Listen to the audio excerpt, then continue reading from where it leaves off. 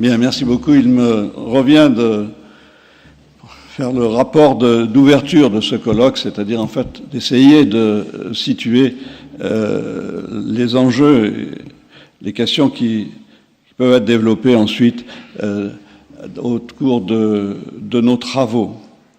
Alors, Monsieur le Premier Président, Monsieur le Procureur général, Mesdames, Messieurs, c'est un sujet difficile et, je crois, je viens de le dire, d'une très grande importance que celui de l'indépendance financière pour l'autorité judiciaire. Il concerne directement un thème débattu depuis des siècles, qui est, vous le savez, celui de l'indépendance de la justice. Alors, ce n'est pas une question nouvelle, vous le savez également, mais aujourd'hui, elle intervient dans le cadre d'un environnement marqué par une métamorphose de nos sociétés.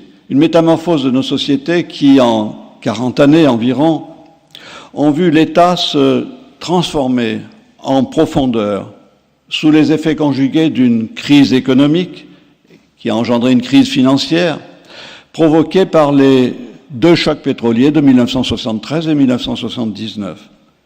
Mais aussi avec la mondialisation, et également maintenant, vous le savez aussi, avec le développement du numérique. Donc nous sommes en présence d'un basculement vers un autre modèle économique et politique, vers un autre monde, je dirais. Nous sommes en présence d'une remise en question de nos modes de pensée. Nous sommes en présence également d'une remise en question de nos institutions qui semblent parfois à bout de souffle.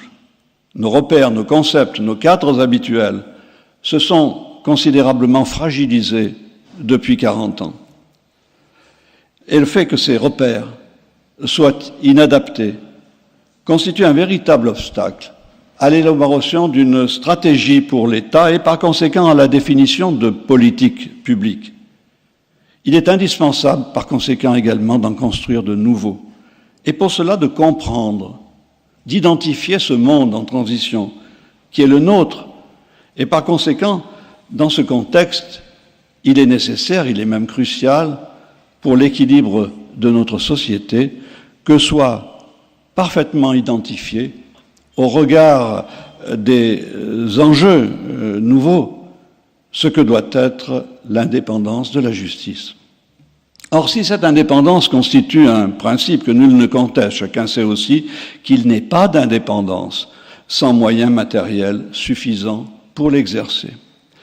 Et il faut le rappeler, il existe de très nombreux écrits juridiques ou politiques concernant cette indépendance, ses implications au regard de la séparation des pouvoirs ou bien même encore de l'existence d'un pouvoir judiciaire. Toutefois, sa mise en relation avec les finances publiques, je l'ai souligné tout à l'heure, n'est généralement abordée que sous l'angle quantitatif, autrement dit de constat mettant en évidence le manque de moyens réels ou la nécessité d'augmenter les crédits alloués. Mais ce n'est pas là la voie la plus sûre pour faire qu'une institution judiciaire soit financièrement solide. Ce n'est pas non plus une attitude qui participe de la logique qui préside aujourd'hui aux réformes réalisées ou en voie de l'être dans la plupart des États dans le monde. Ces réformes ont pour facteur stratégique la responsabilisation financière des acteurs publics ainsi que la mise en place d'une gestion budgétaire efficace. Autrement dit, du point de vue des finances publiques actuelles, modernes, cette responsabilisation renvoie à un enjeu majeur qui est celui du niveau d'autonomie financière de l'ensemble des institutions et par conséquent de l'autorité judiciaire. Alors, l'objet de ce colloque est d'autant plus important que nous sommes dans un contexte qui voit progresser de manière considérable une culture de gestion. Et si le phénomène n'est pas récent, il s'est notablement amplifié ces dernières années. Permettez-moi de rappeler à cet égard que cette culture s'est développée à la faveur du déclin de l'État-providence, d'un État interventionniste, comme vous le savez, lorsque la crise économique des années 1970, que je viens d'évoquer, a engendré cette crise des finances publiques. L'idée s'est alors imposée qu'il était indispensable, nécessaire, de gérer plus efficacement l'argent public. Et c'est ainsi amorcé depuis plusieurs dizaines d'années maintenant une logique de fond tendant à rapprocher la gestion financière des institutions publiques de celle des entreprises privées. Alors on l'a compris, traiter d'un tel sujet au regard de l'autorité judiciaire, une institution aussi fortement régalienne et porteuse d'une histoire si longue, ne va pas de soi. Il constitue à plusieurs titres un défi, eu égard à la variété des enjeux qui vont au-delà des aspects strictement financiers ou qui s'y trouvent imbriqués. D'autant que, comme tout sujet qui concerne les fondements financiers d'une institution, celui qu'il nous avait été demandé d'étudier est source de clivages et d'expressions, de points de vue, souvent très affirmés. Il vous a donc fallu beaucoup d'audace, mais aussi beaucoup de clairvoyance, Monsieur le Premier Président, Monsieur le Procureur général, pour décider de confronter, dans le cadre d'un groupe de travail chargé de produire un rapport, deux cultures, en apparence, je dis bien en apparence, si différentes, celle de l'autorité judiciaire et celle des finances publiques.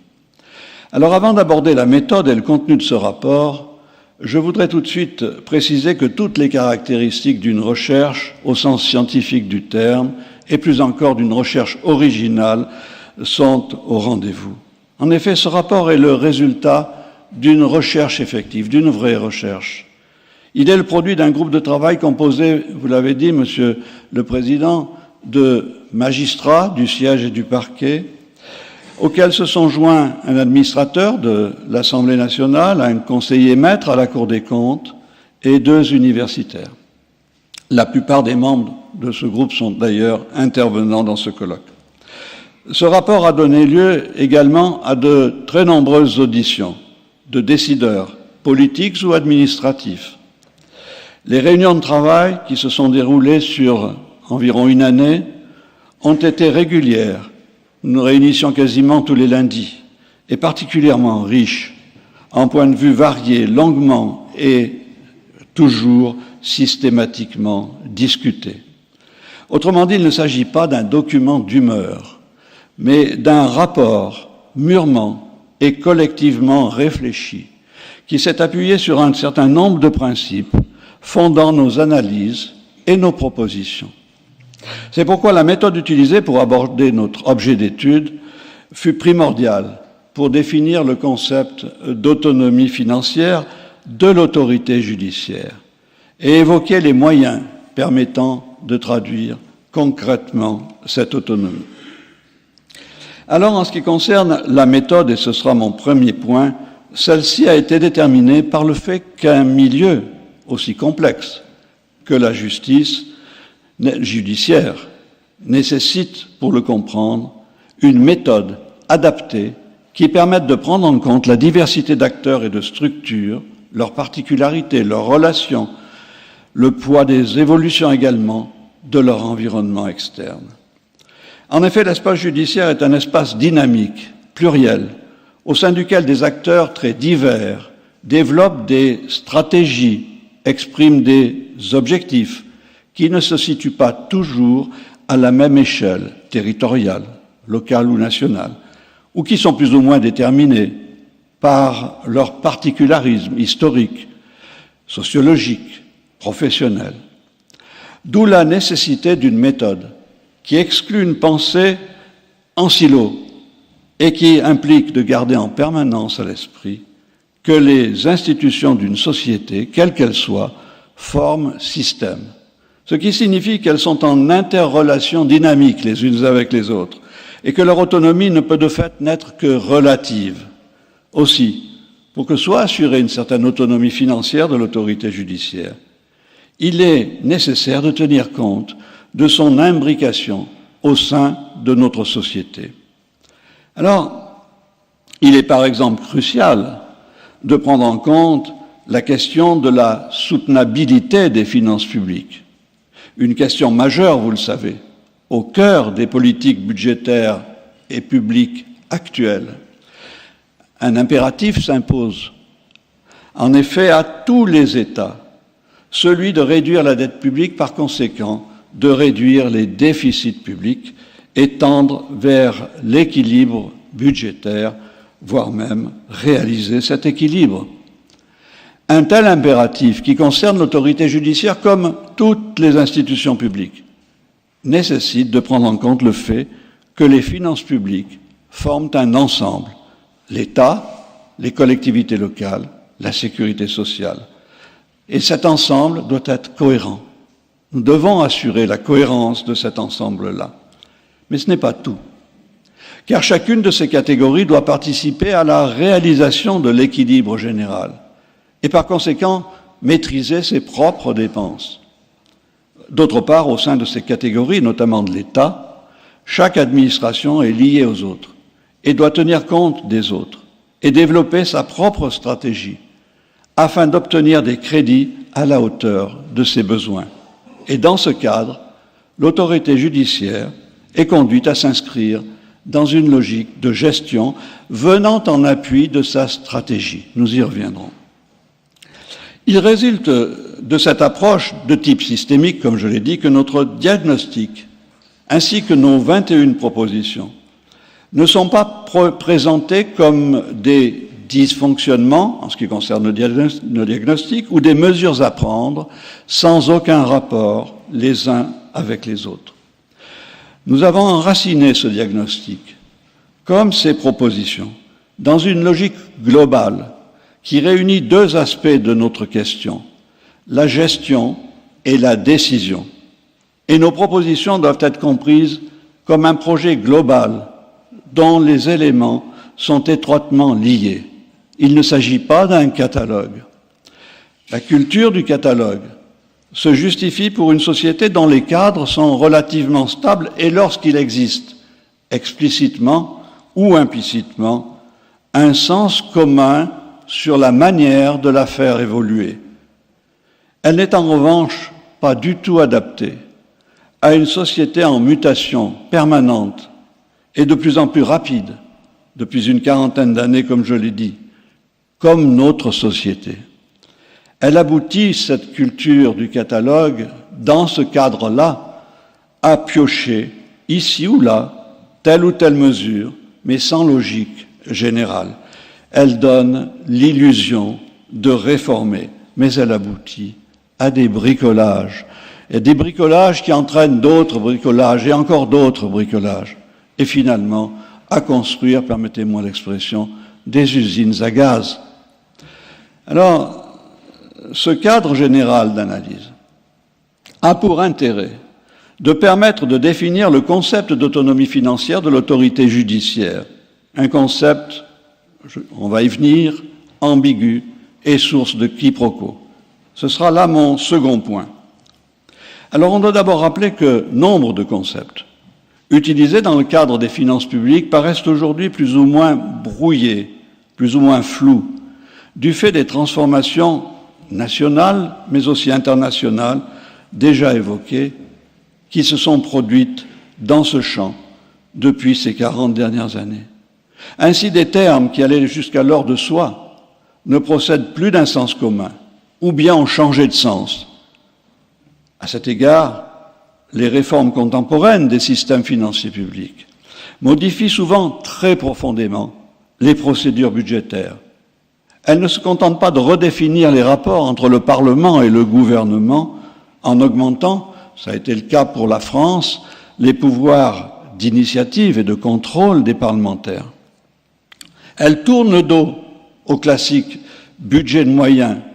Le budget de moyens qui est un budget qui s'attache à ne considérer que le montant des crédits alloués et la régularité de leur utilisation.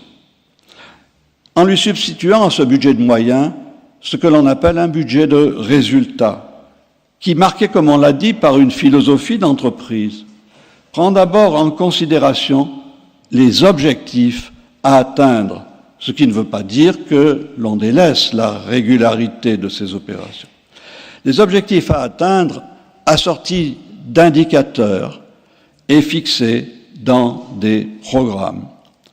Et il s'agit là d'une logique d'autant plus inéluctable que dans la plupart des États dans le monde, l'architecture des budgets évolue vers ces budgets de programme, et nos amis de la délégation marocaine ou du Bénin le savent parfaitement puisqu'ils ont voté ces lois de budget de programme il y a peu de temps. Ce changement de paradigme modifie en profondeur la gestion publique et contribue à rendre parfois incompréhensible et source de quiproquos certains propos tenus sur les lois de finances dans la mesure où n'existe pas un langage commun, dans la mesure où les mots n'ont pas le même sens pour les uns et pour les autres.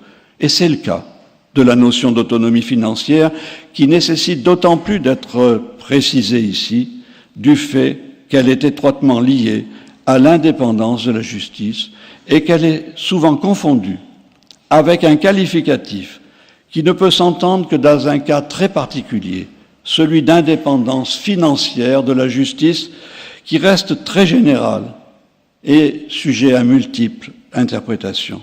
C'est par conséquent à partir du concept d'autonomie financière qu'il convient d'abord de réfléchir. Définir le concept d'autonomie financière de l'autorité judiciaire conduit alors à distinguer deux composantes. L'autonomie de gestion des crédits, d'une part, et l'autonomie de décision à l'égard de l'allocation de ces crédits, d'autre part. L'autonomie de décision suppose la possibilité pour l'institution judiciaire de détenir en tout ou en partie la capacité de définir et décider de son budget. Cette autonomie peut être nulle si les crédits alloués sont proposés par le ministère au Parlement dans le cadre de son budget, sans participation de l'autorité budgétaire. Elle peut aussi se limiter à des avis sur le projet de loi de finances de l'année, requis par exemple au stade de son élaboration et porter aussi ensuite sur l'exécution de la loi de finances. Mais elle peut être particulièrement effective lorsque la décision fait l'objet d'une discussion directe avec le Parlement, ou mieux encore lorsque les moyens mis à disposition sont déterminés par la juridiction elle-même. Dans ce dernier cas, on y reviendra, l'autonomie financière se confond avec l'indépendance financière cette fois. Quant à l'autonomie de gestion, elle consiste à transférer à l'institution non pas la décision cette fois, mais la gestion de son budget. Elle nécessite pour être effective non seulement une législation qui responsabilise les gestionnaires publics, mais également l'utilisation d'outils adaptés du management privé. Il faut aussi souligner que le renforcement de l'autonomie de gestion financière est une condition essentielle à la recherche de l'efficacité budgétaire, à la performance, et par suite contribue, dans le contexte actuel, je l'ai dit, pétri d'une culture gestionnaire, à la crédibilité et plus encore à la légitimation d'une ouverture vers une autonomie de décision conséquente. C'est ainsi que l'autonomie de gestion financière constitue la base ou même l'ossature de l'action budgétaire de l'autorité judiciaire. Elle est essentielle. Elle est le socle sur lequel repose l'autonomie de décision, ou peut reposer l'autonomie de décision. Elle en est un préalable. On a compris, cette clé de lecture conduit à évaluer le degré respectif de ces autonomies de décision et de gestion, duquel découlera l'importance de l'autonomie financière elle-même. Pour ce qui est de l'autonomie de gestion qui conditionne, on l'a dit, la légitimité de décider, celle-ci doit s'appuyer sur la responsabilisation financière des gestionnaires publics, qui est une condition essentielle à cette autonomie de gestion. Il convient en effet de se placer ici dans la perspective fondamentale de toutes les réformes des finances publiques, au cœur de ces réformes. Je veux dire la responsabilisation des acteurs publics en matière financière. C'est bien sûr dans ce cadre que s'inscrit notre rapport. Le processus de responsabilisation financière des gestionnaires publics a débuté il y a une quarantaine d'années avec le développement du New Public Management au sein de pays de culture anglo-saxonne d'abord, puis pour s'étendre ensuite un peu partout dans le monde. Son caractère principal, outre les budgets de programme déjà évoqués, est la mise à disposition des gestionnaires de crédits globaux et fongibles.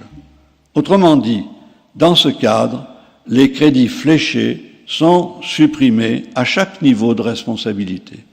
Il est confié un budget à chaque niveau, comprenant des objectifs à atteindre.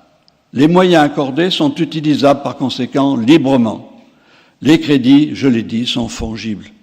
Il est demandé à ceux qui en disposent de ces crédits d'en faire un usage efficace et bien entendu régulier. Il s'agit d'atteindre l'objectif. Et il s'agit là du cœur de la LOLF, du cœur de sa dynamique.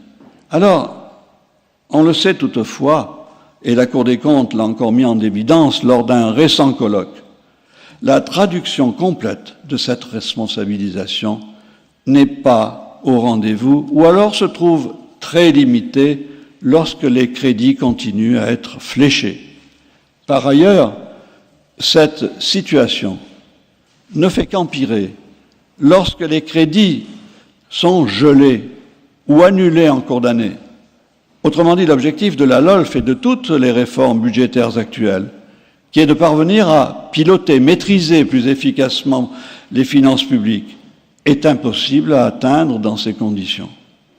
En effet, à ce déficit de responsabilisation s'ajoute l'incertitude quant à la disposition des crédits.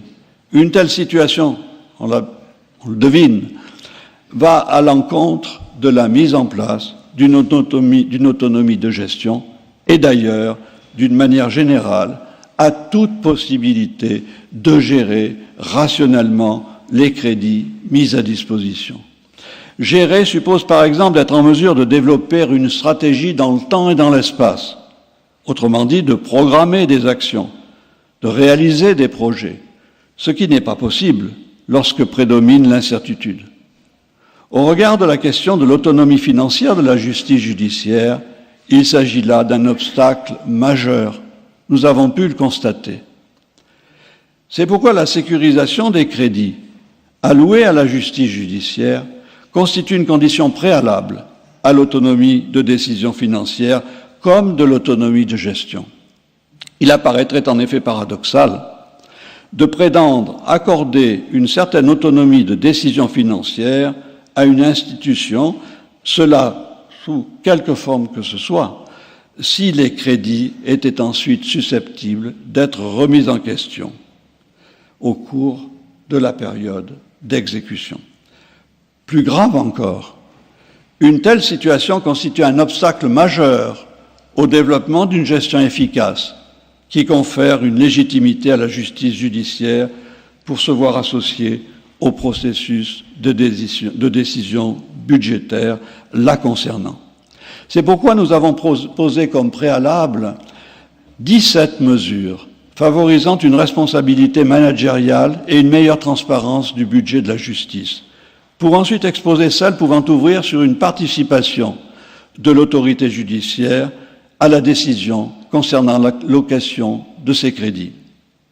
Parmi ces mesures, je ne les citerai pas toutes bien entendu, celle concernant la responsabilisation consisterait notamment à limiter les crédits fléchés, à instituer un budget opérationnel de programme par cour d'appel, à allouer des crédits évaluatifs pour certains frais de justice difficilement prévisibles.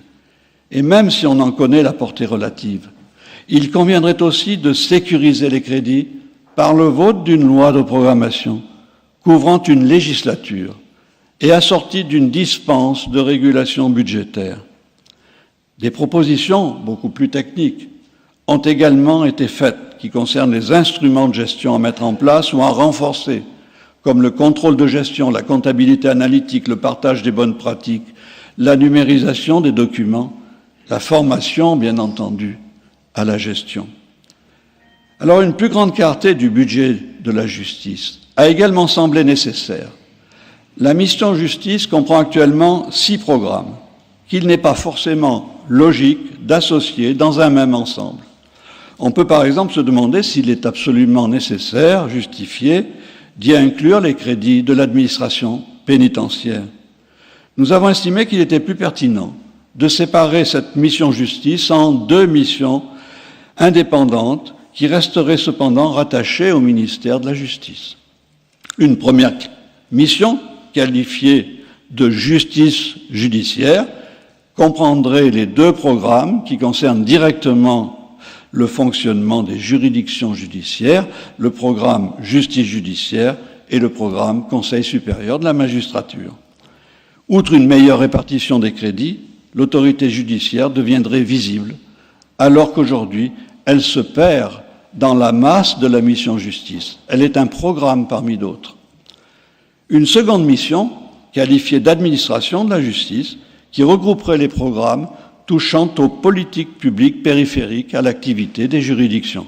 Il s'agit là des programmes administration pénitentiaire, protection judiciaire de la justice et conduite et pilotage de la politique de la justice.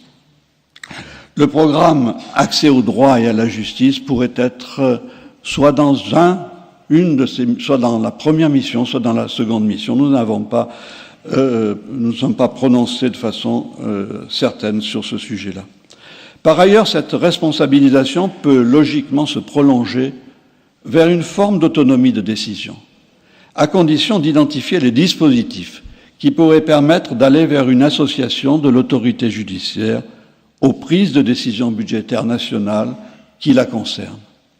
C'est pourquoi il est proposé d'aller à l'encontre d'un dispositif qui sépare le décideur politique du gestionnaire et d'instaurer un dialogue que nous avons appelé un dialogue de décision entre le ministère de la Justice et les conférences des chefs de cour et de juridiction. Ce dialogue porterait sur les orientations budgétaires envisagées par le gouvernement pour le financement de la justice judiciaire pour l'année N+1. Dans le même sens, il est préconisé que le Conseil supérieur de la magistrature soit doté d'une compétence d'avis sur le projet de loi de finances de l'année.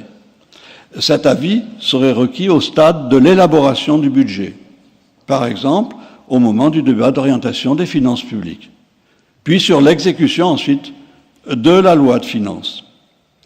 Alors les propositions qui viennent d'être évoquées devraient, à notre sens, être mises en place de manière urgente pour assurer un pilotage efficace de la gestion des moyens qui sont alloués à l'autorité judiciaire et donc de la qualité du service rendu aux justiciables.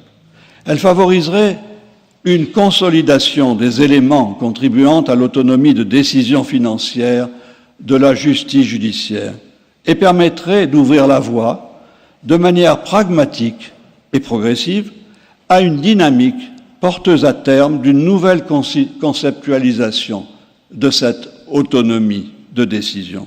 Une conceptualisation qui pourrait s'inspirer de modèles déjà présents en France ou à l'étranger.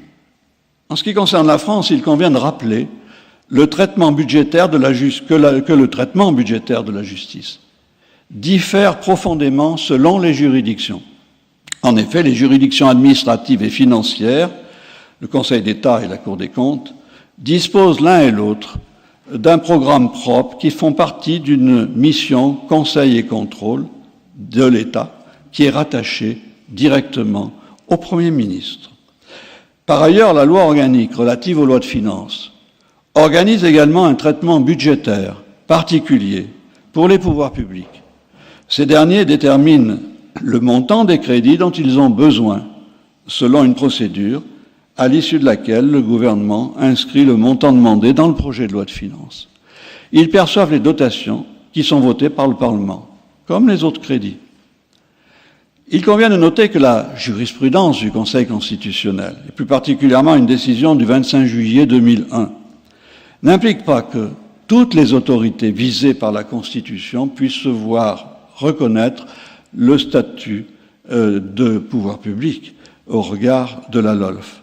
Néanmoins, il nous a semblé que l'on devait s'interroger sur la possibilité de reconnaître au Conseil supérieur de la magistrature le statut de pouvoir public, ce qui lui permettrait de bénéficier, à l'égal du Conseil constitutionnel ou de la Cour de justice de la République, d'une complète autonomie budgétaire. Quant à l'étranger, on peut distinguer deux grands modèles d'autonomie budgétaire de la justice. Le modèle d'administration de la justice centré sur la Cour suprême, en tant que clé de voûte du système juridictionnel, et le modèle, deuxième modèle, du Conseil de justice, en tant qu'organe collégial, extérieur à l'ordre juridictionnel, et composé de magistrats et de personnalités qualifiées, garants de l'indépendance de la justice, et investis d'une mission d'administration et de gestion des cours et tribunaux. Ces deux modèles, très éloignés du modèle français, assurent une autonomie financière à la justice judiciaire qui peut être quasiment totale et par voie de conséquence en renforce considérablement l'indépendance. Le modèle Conseil de justice est bien celui qui va le plus loin dans le sens de l'indépendance financière. Alors, on l'a compris, comme cela a été souligné dans le rapport, la réforme d'ampleur que constituerait l'évolution de l'autorité judiciaire française vers un Conseil de justice supposerait un changement radical d'approche, s'ouvrant implicitement vers la reconnaissance d'un pouvoir judiciaire. Il est cependant utile d'ajouter, comme le faisait remarquer le président Lacabarate lors du colloque du 130e anniversaire du Conseil supérieur de la magistrature, que je le cite, « L'évolution vers un conseil doté des compétences les plus larges quant au fonctionnement de l'institution judiciaire est celle qui correspond le mieux aux orientations générales définies par les standards européens, découlant notamment des travaux menés sous l'égide du Conseil de l'Europe ou de l'Union européenne. » Fin de citation.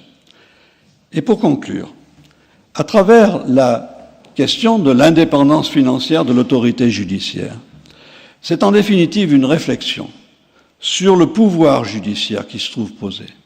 En effet, nous y sommes conduits lorsque nous tentons de déterminer jusqu'où peut aller cette autonomie financière et quelle forme elle peut prendre.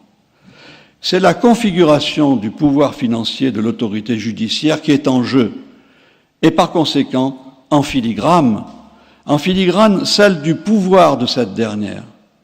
Il s'agit de dégager dans le fonctionnement quotidien de l'État une nouvelle conception des rapports financiers entre d'une part l'autorité judiciaire, d'autre part le gouvernement et le Parlement. C'est la séparation des pouvoirs qui est concernée finalement. La confrontation de l'indépendance de la justice au système budgétaire joue ici le rôle de révélateur. Ce n'est pas surprenant. Ce n'est pas surprenant. En effet, je voudrais rappeler à cet égard, vous me le permettez, que l'histoire a montré à plusieurs reprises que les finances publiques pouvaient jouer un rôle majeur dans les déclenchements des transformations en profondeur qu'ont pu connaître les sociétés. Il est également important de rappeler aussi qu'elles sont à l'origine des finances publiques et au fondement d'une dynamique politique, celle de la construction et du développement de l'État. Elles sont en première ligne des mutations des sociétés. Forcément, elles sont juridiques, politiques, elles sont aussi sociologiques, elles sont aussi économiques. Mais ce n'est pas tout. C'est aussi un crucial problème de société qui se trouve mis au grand jour. Il s'agit de la qualité de la justice, rendue aux citoyens dans le cadre d'un monde qui est le nôtre, d'un monde en transition.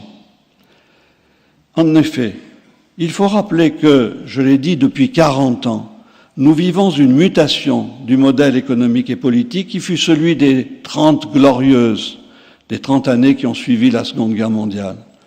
Le monde judiciaire n'échappe pas aux transformations de son environnement. Et aujourd'hui, il faut le reconnaître, nous ne maîtrisons ni en idée, ni en pratique, un monde qui se déconstruit et se reconstruit sous nos yeux, de manière quasiment autonome, au travers d'une infinité de réseaux nationaux et internationaux, où s'entremêlent le concret et le virtuel. Un monde au sein duquel la force et la qualité de la justice s'avèrent plus que jamais cruciales pour l'équilibre de notre société. C'est un nouveau paradigme, je l'ai dit, qui s'installe. Et avec lui apparaissent des enjeux d'une taille inédite qui vont peser sur tous les plans, et notamment sur le plan financier. Des chocs majeurs vont peser avec des effets cumulatifs sur nos sociétés en général et par conséquent sur l'institution judiciaire. Je pense ici au choc de la globalisation, déjà très présent, tout ça a commencé à la fin des années 1960, mais également le choc de la démographie et des mouvements de population qui vont s'amplifier d'ici 2050. Nous serons alors 10 milliards sur cette terre et la population urbaine, qui était de 30% en 1950, va passer à 70% en 2050. Donc, par conséquent, c'est toute une culture qui va changer.